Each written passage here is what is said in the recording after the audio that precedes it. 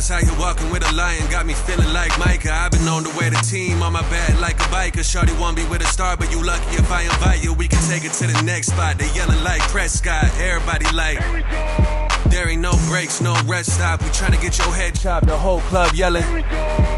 Everybody. Here we go. Here we go. Wait, hey, do you hear that? What is that? It's not normal. That music. That man. What is this? Why are we wearing these hats? Y'all know what time it is. Man, it just showed up. Y'all know what time it is. I got on Eddie has on a tinfoil hat. Your boy has on a tinfoil turban. Got to cover my forehead. It's kind of big. We got those tinfoil hats on because today it's not a slow news week. Today we're going to be talking about conspiracies, NFL conspiracies. Conspiracy theories that, you know, people actually really believe that a lot of this happened. I mean, that people will go to their grave knowing that this is exactly the way it happened and why. They swear it's true. They swear it's true. I really, going through some of this list, some of these, a couple of these Cowboy ones, I know are real. I mean, like I said, I'll go to my grave saying these ones are real. But think so too. Yeah. So I got a good one. I'll start it off. Let's go for the first one. Let's go with the Cowboy ones that you know of. All right. First. I'll give you one. That I think that it's, you know how they talk about the Jimmy Johnson curse, that once Jimmy Johnson got fired, once he got put into the Ring of Honor, the curse would break and we go to the Super Bowl. That's fake. That's not real. This is the real curse right here. The Curse of Rowdy. Y'all know who Rowdy is? Our mascot. Rowdy is. So, in case y'all didn't know, Rowdy, he was introduced in 1996. What happened in 1995? We won our last Super Bowl. Our last one. He was actually developed by the NFL in the early 90s, and his name was Big D, and he was supposed to have been like as part of a league-wide mascot program, but he never did become the mascot of the Cowboys till 1996. Right after we won the Super Bowl, they changed the character design, name change. He officially became the mascot in 1996. And ever since then, the Cowboys have not won the Super Bowl. And that's what the league decided. We were too powerful. The league decided we were too powerful. So they sent Satan right here to destroy us. I don't know if these are dimples or where his horns fell off, or I know. This guy, man, and he's been rocking that 00, been stealing that from our boy Agent Zero too. But they gave it to him this year. He's Agent Zero. He got it back, so he's good. So that's the first step to curing the curse. Once we get rid of Rowdy, we'll win the Super Bowl. I didn't know that one. I've never heard that one. And to be honest with you, if you really think about it, dude, he hasn't brought any luck to us. What is that famous picture of Rowdy? The famous picture of Rowdy is what? Him sitting in that chair slumped over after we lost that playoff game. After we lost, man, I'm telling you, it's his fault. Oh, man. Let's change him. Hey, let's get a real. Why don't we just get a real cowboy with 6 shooters in there? Why we got? Like a real cowboy. Get like a Magic Mike looking cowboy dude with a vest. No shirt on. Since we have the cowboy, he doesn't have to be. No, I'm saying since we have the cheerleaders for us, we can give the ladies something. I'm equal opportunity. Ladies and some men out there, hey, you get whatever you like. Hey, if you like it, I love it. We're not going to yuck your yum. I tell you that. Hey, I watch the cheerleaders all the time. I even have pictures. with a couple of cheerleaders. I did a meet and greet, and I took pictures with a couple of them. Now they make too much money. They don't want to even talk to you. They do, man. Like, man, if you don't make any money now, like, you too broke.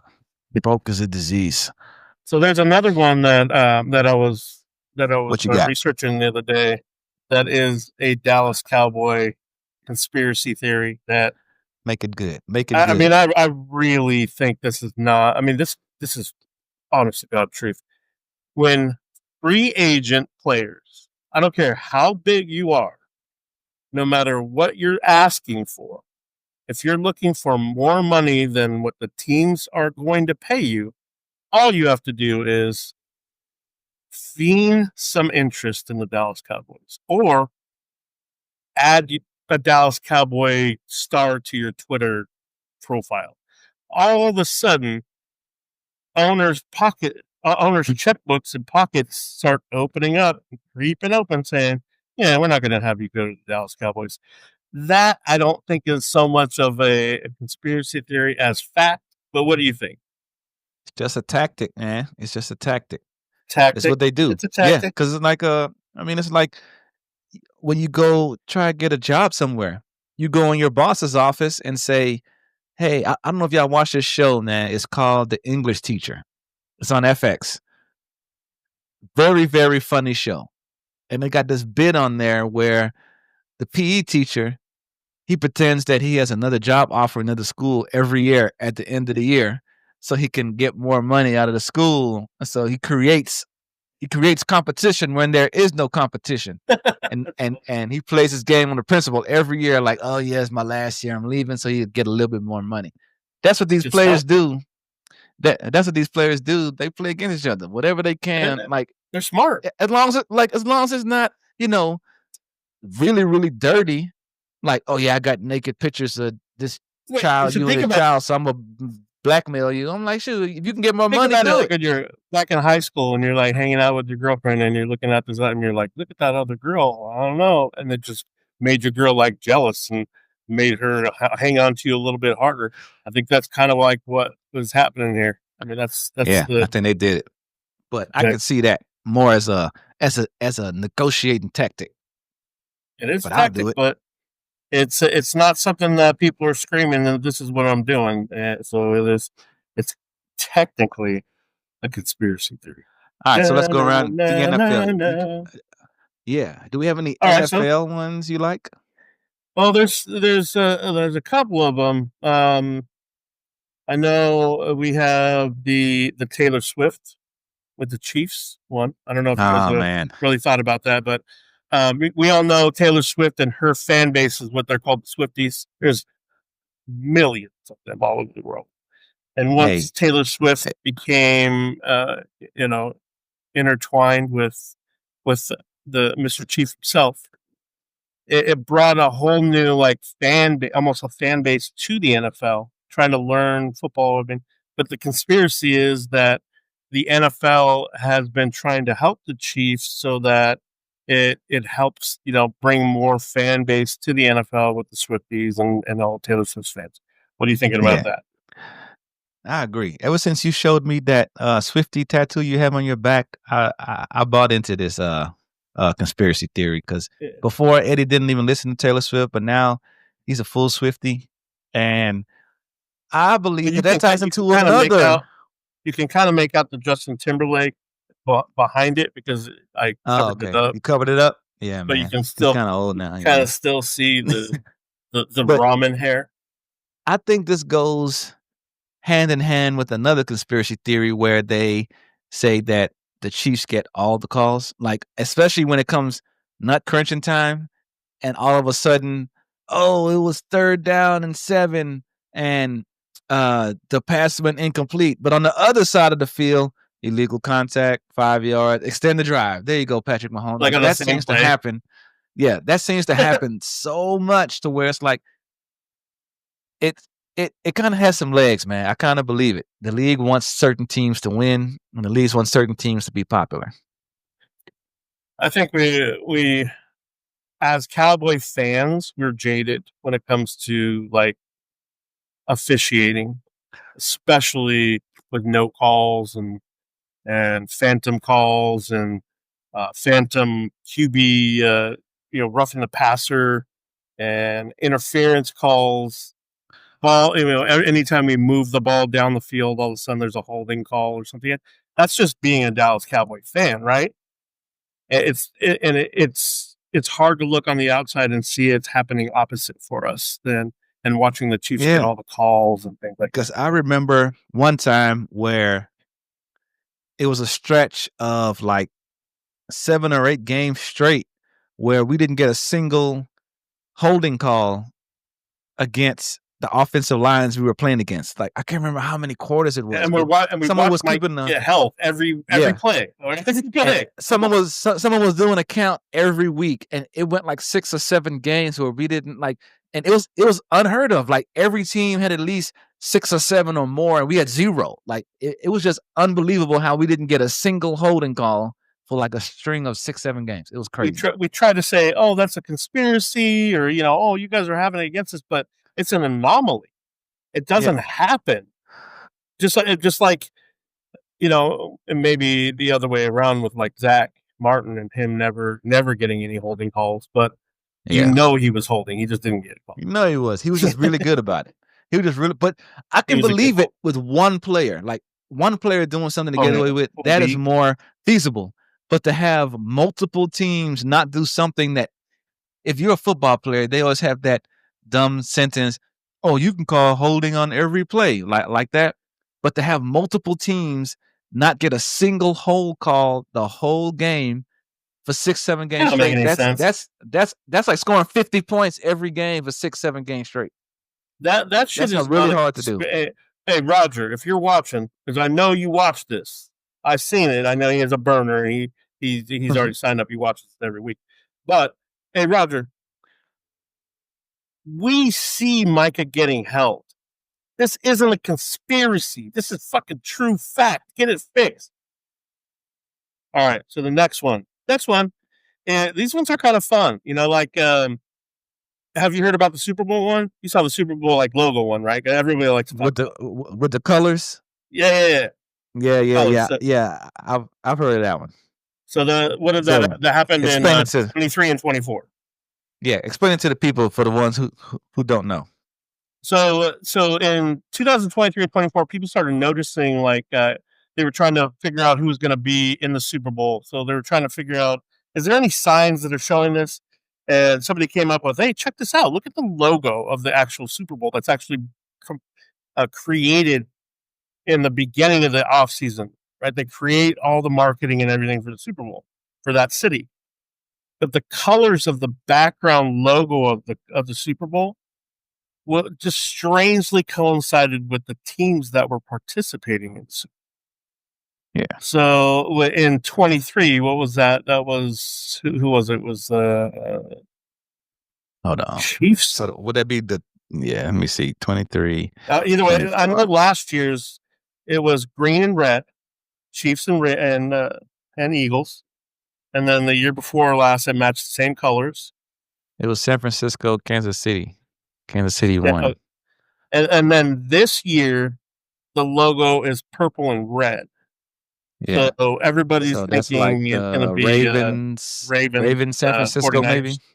Yeah. Yeah, something like that.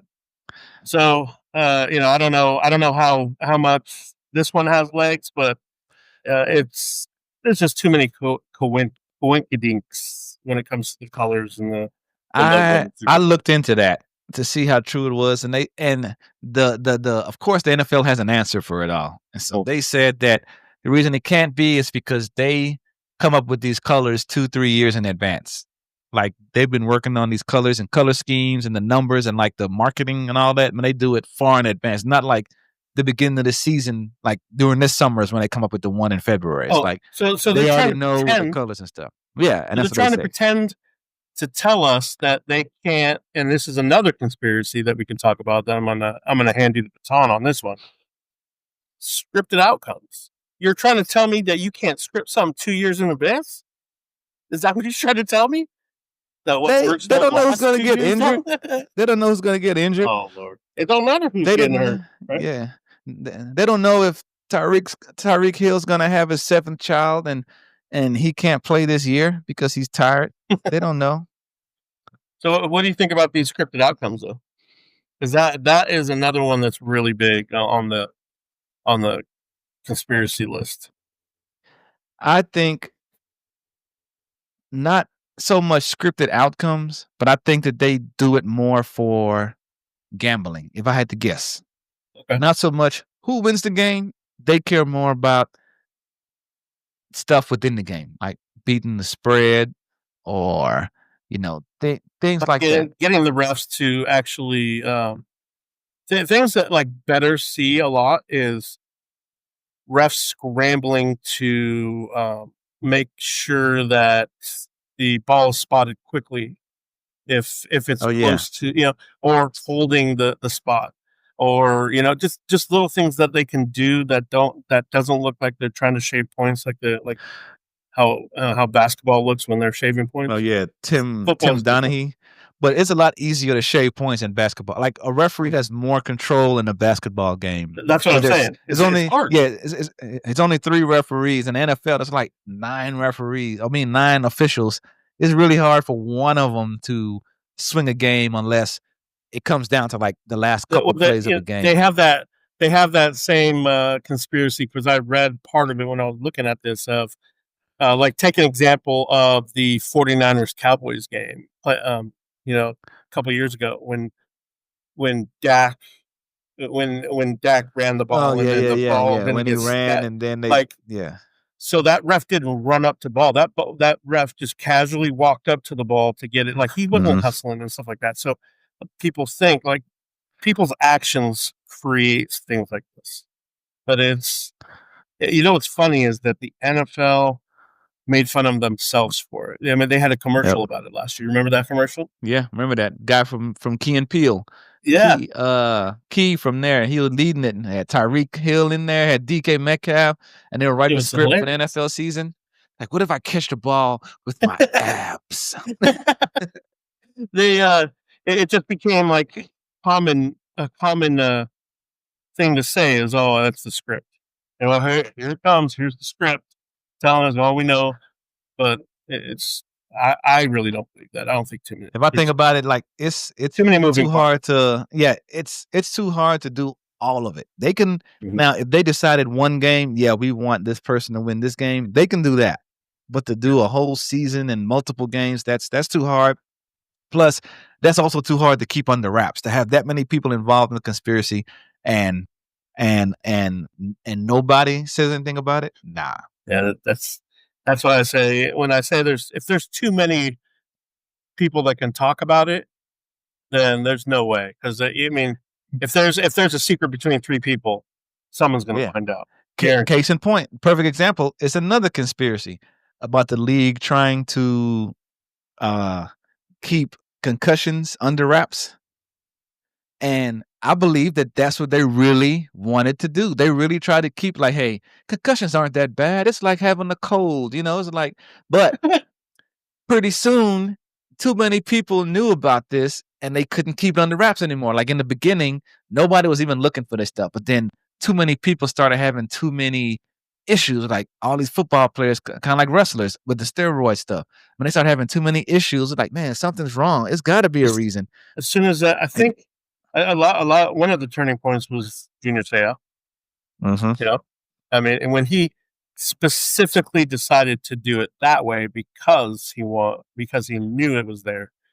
There's something that tells me that, like, as a human, you wouldn't do that to yourself if you didn't have a reason, right? If you didn't really believe in it. And then if you watched our last one when we did sports movies, one of my top 10 sports movies was the movie Concussion with Will Smith. And and they played it exactly right. I don't even know how the NFL let this movie get out. But by then everybody knew concussions lead to CTE. So it's like it was one of the things where like, well, I guess everybody knows we might as well let it come out now. Like we can't stop it. And so if I can remember, so they did that. That was in and out of the movie theaters pretty quickly. I mean, it wasn't that popular on that. Yeah, NFL moved on that. And it had Will Smith. It wasn't like they got some random person to play it. But it had star power, and like in the NFL's case, the guy in the movie, one of the scenes was he's like, it's gonna come out, and the guy was like, "What are you talking about? These people own a day of the week," which is true. Once football season starts, Sundays are over. Like if you had a good husband through the summer, once football starts, it's it. You might as well forget about going pumpkin patching or when you used to walk through Whole Foods on Sunday. All that's done when football season starts. Church and so football. Yeah, I'm saying, man. And then like when the church I go to, when it has 2 services, one early and one late. When football season's over, I start going to the late one. When football season starts, I start going to the early one.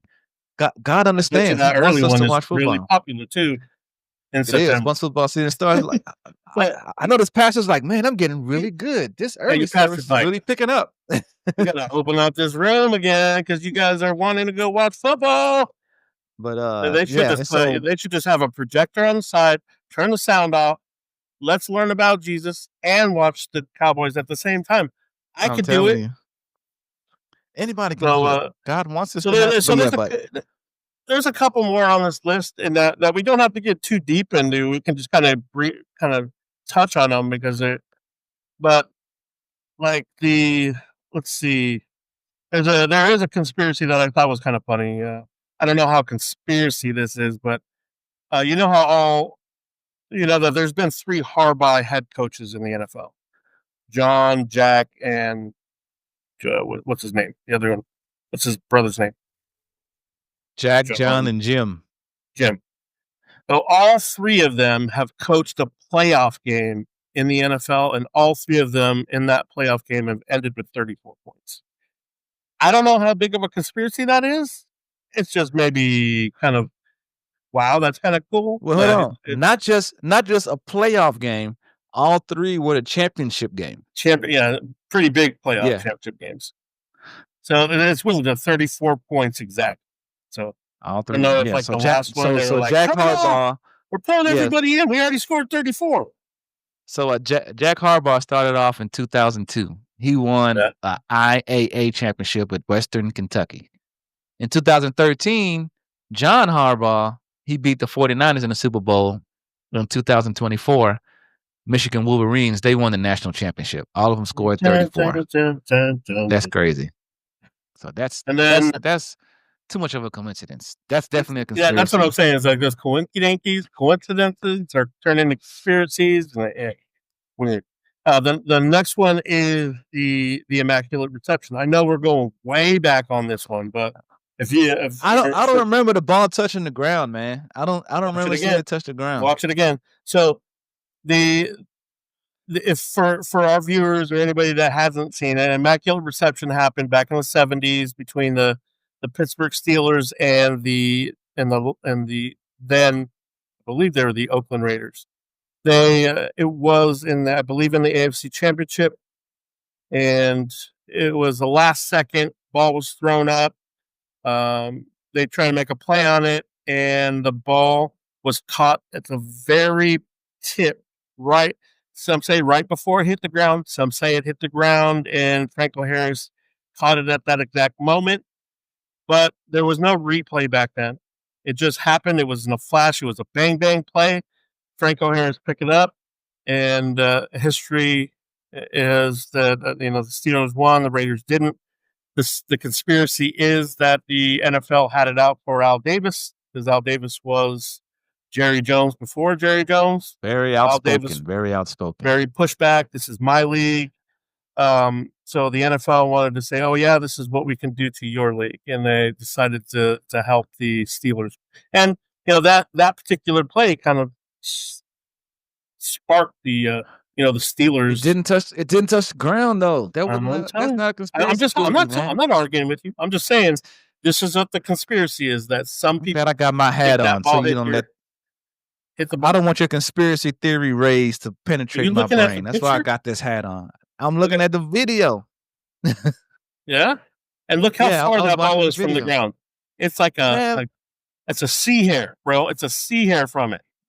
Yeah, touch me. You know that, but it is what it is. Instant replay would have come. Love conspiracy. They wouldn't have had enough to overturn that. Yeah. How about and then there's the your boy Kirk Cousins. The white Dak Prescott. I call him solar powered Kirk. He only performs in the daytime, man. Once he gets primetime games, he's not a vampire. I'll tell you that. He's the opposite of a vampire, right? He's a night walker. Or no, he is a day walker. He can't perform at night. Is that what you're saying? Man, he's 13-20 in primetime and 3-10 on Monday Night Football. Like, he's terrible. Oh my I'm telling you, God. like, I'm in a fantasy football group, and so I'm in a dynasty group.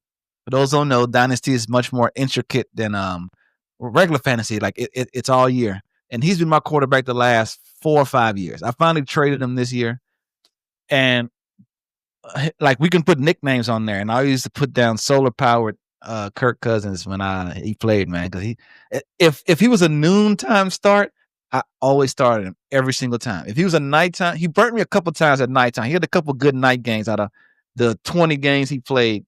Well, hold on, how many? I'm sorry. You know out what of the 33 games he played, he only had like 2 or 3 good games. He burnt me, but for the most part, sit if he was a nighttime game. You know what I'd like to see is on the years that he actually really played a lot, right? You know, the last year with the Vikings and like a couple years before that. I'd like to see what the Vegas odds were on the games that he played against the same teams he played that year, but one was primetime and one was a day game. Like, I want to see how Vegas, man, if they broke that down, I guarantee he'd have a great game. Do you think that Vegas took that into account? I think so too. That's crazy. That's crazy. Boy, that's crazy. Okay, so there's another. Let's see the next one.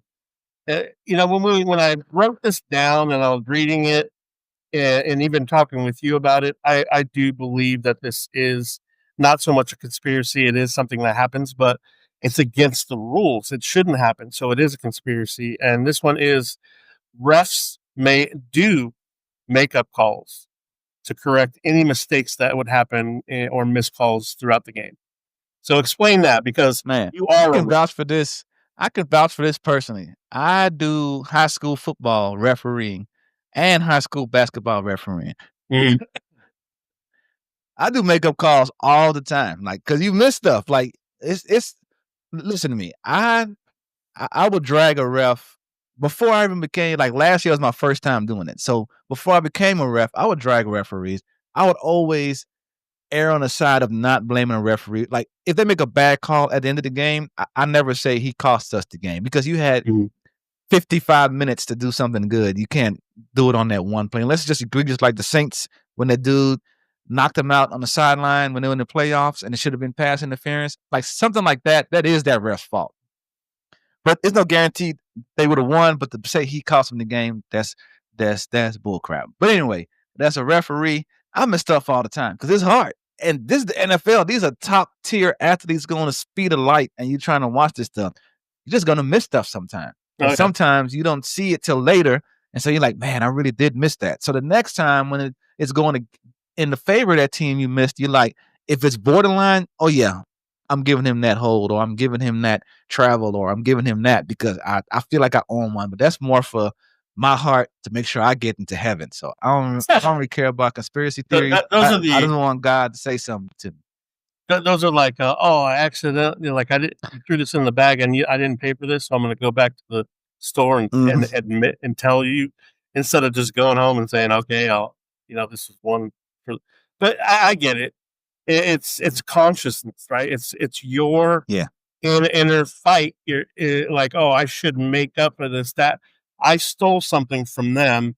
I'm going to give it back to them by stealing something from the other. It's like the yin and the yang, like karma in the world. Like, you messed up. I didn't mean to mess up. I wouldn't like intentionally saying, you know what? I saw that hole, but I hate this team. I'm not going. So it wasn't anything like that. Just like, man, I missed that.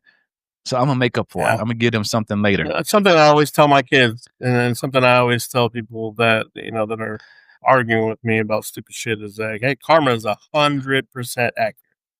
Karma will always come back, no matter, wherever you are. You can't go hide in Bernia. It's gonna find you in that cave. I'll tell you that. Fine. But so that one's kind of this one. I believe this. A lot of people have brought this up recently in the NFL drafts, knowing that, because of technology and because of insider information, usually we now know who's going to be the first round draft pick because people just talk about it, right? We've known this. Yeah. Think about you mean like the number one pick, you mean? Did I say it? What did I say? Yeah, the number one draft pick in the NFL. Okay, yeah. You just said first round. I was trying to make sure you're talking about the like number the one, number one pick. the number Okay, one draft pick in the NFL. Think of Jacksonville quarterback. What's his name? Trevor Lawrence. Trevor Lawrence. For months, we knew that the Jacksonville was going to draft him. For months, we knew this. Yeah, so like Cam Newton. It happened. We already knew he was going to be number one. It happened this year too, which was funny because Cam Ward. Yeah. First time that because Ward was saying, like, when people would say, "Oh, so who do you think the best wide receivers in the NFL would be?" He'd name off Titans, and they'd be like, "Really?" So the simple fact of this conspiracy is that NFL teams actually have a contract set up and basically pre-worked out for weeks before the NFL draft, so that there is not a hang-up on that first draft pick, because the first draft pick is the domino that affects number 2, number 3, number 4, number 5, forever. If number 1 doesn't sign, none of them sign. So the NFL figured this out and now has that agreement in agreement before the draft pick happens, so that there isn't a holdout. You believe they that? used to do that sometimes, but like, so with the new rookie wage scale, it makes it a lot easier to sign first round draft picks. But I don't know if you guys remember, but back in the day, like in the Sam Bradford era, the first, like the top pick, he would come in and make more than like 80% of the team. Like he would sign a $60 million deal, $40 million guarantee. He hadn't played a game. Matthew Stafford was the last one. Matthew Stafford was a $70 million deal. Man, and so those guys, when you knew you were going to get this guy number 1, they would start negotiating, behind the scenes with their agents way ahead of time. So as soon as they drafted them, they'll have that signed, because those guys used to hold out. It was common for at least 2 or 3 first rounders to hold out well into training camp during those times. Now it's all slotted and everybody knows what they're going to make. So nobody hardly ever holds out except this year, because those 2 teams messed up and gave the 2 second rounders fully guaranteed contracts. So now everybody got together and banded together, like, you know what? If they get fully guaranteed contracts, we won't fully get. So all the second rounders are holding out to match those teams. So all the NFL teams hate those 2 other NFL teams that gave everybody guaranteed contracts. The Chiefs and the man, I can't remember, man. I'm going to look it up. All right, you look it up while I'm talking about this one. So the next one is teams. NFL teams are able to make and do constantly make backdoor or back ring deals on top of contracts that are signed legally. So what comes to mind here is anytime a big time player, sacrifices the money against their contract for the team, for the good of the team, like Tom Brady. How many times have you heard from somebody tell you, well, if Tom Brady took a pay cut for the betterment of the team, then how come Dak can't do it? Dak is such a selfish individual. God, if you pulled your head out for just a second and realized really what's happening, we all know that the Patriots and the teams and NFL teams are able to do this. They work backroom deals. Brady has companies that the Patriots all of a sudden started signing contracts with around that time to do random things here and there. So Brady made it, and I really do believe things like that happen all the time. I have several things about that. So back to the teams: Houston Texans and Cleveland Browns. So 30 of 32 NFL second round picks remain unsigned because Houston and Cleveland. Yeah, the Texans and the Browns gave their second round picks fully guaranteed contracts. So every other second round pick decided, well, I'm holding out until mine is fully. So as of right now, none of the second round picks are signed except those 2 guys. All right. So back to this. They just had an article come out this year, maybe a few weeks ago, about the NFL closed door sessions where after the what's the massage guy for the Cleveland Browns? Watson. After he got that ridiculous contract he got, the NFL all NFL owners, because they have those closed door meetings where only NFL owners are in there, and those guys are really secretive. Stuff hardly ever leaks out.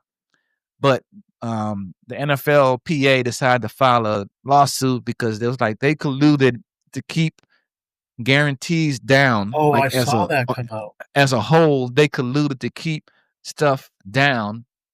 Like they defeated the case, but when the transcript came out, the judge was like, "Oh, I have no doubt that you guys colluded to keep it down. I just don't have any proof that y'all did it based off, what I'm looking at. So I can't rule in your favor without comp. But based on everything I'm hearing, all y'all colluded to keep stuff down. That's why I'm 100% always on the side of players when they try to get as much money as possible. These guys go through 30 car wrecks every single game. And I know they signed up for it, but the amount of stuff they go through, they should be compensated for it, especially since we come to see the players. I don't come to see what Jerry's doing in his box. If Jerry's not at the game, I'm still going to watch the game. If the players don't show up, I'm not watching the game if Jerry's in the box. So let me put it like that. I come to watch the players, so they should be fairly compensated. Now, I'm not saying Jerry shouldn't get his cut because he's the one behind the marketing, building the stadium, creating the brand. So he has a dog in his fight. He should get paid too. But the thought that he should get so much more than what the players do is ludicrous. Players should get as much as they can, and they conspire to keep stuff down all the time. Well, that's passionate. That's passion right there. Ed. So while Scully is up on his soapbox, let's move on to the next one here. The next one. Don't boo. Hey, why y'all booing me? I'm right. Nobody's booing you. I said you're passionate about that. I believe you. I always wanted to say that in the thing from the next one. I think this one's kind of light and funny. This one was the Ravens. I don't know if you guys remember back. I believe it was like 2003. Could have been 2003. Could have been a little bit later than that. Might have been 2013. But it was a Browns Ravens Monday Night Football game. The Ravens were coming. I think the Browns were up for some reason. The Ravens were coming back. And all of a sudden, in the middle of a drive, Lamar got taken. He went into the locker room. And he didn't come back for like 10 minutes. The backup came in, Trace. I forgot what his last name was, but he was a quarterback from Penn State. He came in, he was doing all right. And then he tore his ACL. He got hurt one play. He tore his ACL. And all of a sudden... Trace McSorley is his name. And this was in 2020. It was during COVID. 2020? And all of a sudden, Lamar runs out of the tunnel, runs, as I said, runs, right? He's not walking or limping. He's running out of the tunnel. He gets in there. I think they scored right away, blah, blah, blah. But afterwards, they're like, hey, what happened during that drive, man? And Lamar, he gave his professional answer. I was having some cramps. I had to go into the locker room, get IV fluids pumped into me. But most people, we all know, he pulled a Paul Pierce. He got to drop some kids off at the pool. He had a Code Brown, whatever you want to call it. This motherfucker. They call him Pooper Man. He came back as Pooper Man. Then that will drop some kids off at the pool. Came back 3 pounds lighter and that much faster and scored that drive. So the conspiracy is, that's the poop game. He keeps saying that he didn't. Whatever you want, Lamar. Whatever you say. He went in there, put on his cape, and came out as Pooper Man. Next one is NFL makes refs actually make bad calls to create the us against the world mentality for fans.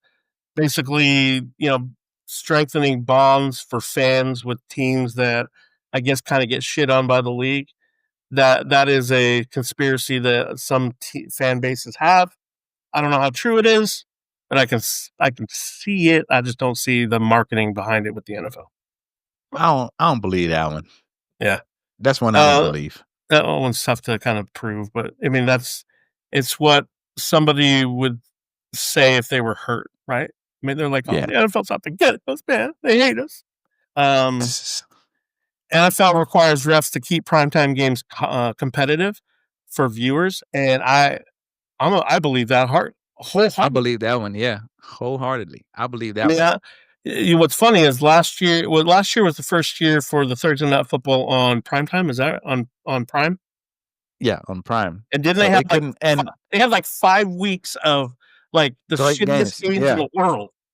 Right? Yeah, they're like, man, I'm like, guarantee you that doesn't happen this year. I guarantee it. They're like, you know what? We gotta, because we can't lose that money. Thursday night games usually suck, except for the first game of the season. That Thursday game usually is good, but after that, every other Thursday night game sucks. So the next one, I thought this one was funny because I remember this game vividly. You guys remember the Super Bowl between the Raiders and the Bucks, right? I think that was 2004, 2003. That was the Gruden used to be the coach of the Raiders, and then he became the coach of the Bucks when they traded him. But the coach of the Raiders was Bill Callahan, which it was one of John Gruden's really good friends. Like they grew up in the coaching ranks together. So a conspiracy is that Callahan didn't change the playbook because he knew and he agreed with Gruden, hey, let's get you your Super Bowl win. This isn't my last time coaching, so let's get Gruden a championship so we can stick it to the Raiders. I don't really believe it, but it's I don't believe that either. That's out there. Yeah, I don't believe that either. It was just too weird. I have heard that though. See, think about the conspiracy. It's almost like our game against the Packers, where DQ all of a sudden, like all year long, we ran one defense, and then this game we're like going to change it up. That's what happened with the Raiders. Like they were dominating. I believe that more than I believe the Raiders one. They were dominating, and Gruden was calling the players from Tampa Bay were calling the plays on the field. Yeah, that's how good the scouting was. I remember the safety was like, "This is almost scary because we knew every play they were running was." I kind of thought that it wasn't real. So that's one that I believe in. And next one is Super Bowl 47 with the Ravens 49ers. You remember that one? Oh, where the lights went out? This is the power outage game. Yeah. So there's a couple different conspiracies on this. First one is the game was going really quick, and sponsors weren't able to get the commercials out like they needed to and wanted to. The NFL was going to lose money on it. That was the fastest Super Bowl that had ever gone at that point. So they had to slow it down.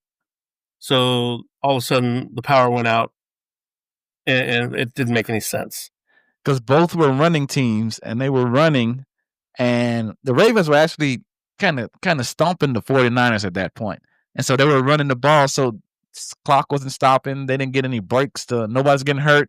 So, like you said, they like it was just going too fast, and so there's like an hour and 14 in. They're like, we're in the first quarter. We saw 87 commercials that they paid $50 billion for. How are we going to get this? Yeah, we're going to have to give refunds. Yeah, like we don't give refunds. But I think the other half of that conspiracy, though, on top of that, is that they were just trying to help the Ravens. It was like a payback for something. It was another conspiracy that I read because that was the Ravens. The 49ers were driving and they were about to score there, and that's when the power went out. But it is what it is. And then the last one that I found that I thought was kind of interesting was, and I think this one is true. It says refs are not NFL employees. You know that, right? Like referees are not. They have side jobs. Like they're independent contractors. So when they get paid well, but they're still independent contractors. But this conspiracy is refs are not NFL employees, so that the NFL can still keep influencing the game through the refs and it not be considered fraud. That's why I have this on, because it's blocking. That's a real live. I believe in that one. That's kind of like the whole wrestling thing. Yeah, that's kind of like the whole wrestling thing. Wrestling at one point used to be like real. When Vince McMahon took over, he learned that you pay different taxes when it's a sport as opposed to entertainment. So that's when he switched and started scripting wrestling so he could save millions and millions of dollars every year in taxes based off what he had to pay for a sport and for entertainment. You see this shit? So that's when wrestling switched. I am right now. I'm going to be turning 48 or 49. I don't even know. Man, you old, bro. That's a long freaking time to not know that fact. I just learned that. I mean, I've loved wrestling all my life. I didn't know Vince McMahon changed the whole. Oh yeah, but it was back in the day, like 70s, 80s. Whenever he took over in the beginning, he was like he wanted to make money off this. It's different taxes for entertainment versus in like a sport or competition. I guarantee you. Yeah, so he changed it more to reality show soap opera as opposed to it's a male wrestling. Yeah, let's be real. Correct. And that's exactly what it is. It's not male too much anymore. There's females. Oh, yeah. But there's some nice ones. That's the big list of conspiracies that we kind of. I mean, there's hundreds and hundreds of them that you can. It is. There's plenty more. It's plenty more. So, but these are kind of plenty more we going. Fun ones. So if y'all could think of anyone, drop it in the comments. Send us a message. If we get enough, we'll even make another video about it. So, yeah. So y'all let us know what y'all think. And we'll keep our foil hats ready for some more content. I'm never wearing this hat again. My head is so itchy and scratched up right now. I'm gonna have scratches on my forehead. Anyway. Wait, I think I can hear it again. You hear that music? You hear it again? I do hear it. It's back. I knew that's real. I know. All right, Mulder. All right, Scully. It was good. It was good hanging out. The truth is out there. Tell the people what's up, man. Before we head on out. You know how it is. Yeah, what I always say. But hey, you know what? I'm going to change this. Instead of it, let's just be nice. Be nice to somebody. Be nice. Change somebody's day. Just wave at them, smile at them, open the door for somebody. Do something nice. Come on, man. It costs $0 to be nice. Oh yeah. So yeah, remember that. But until then, next time. You.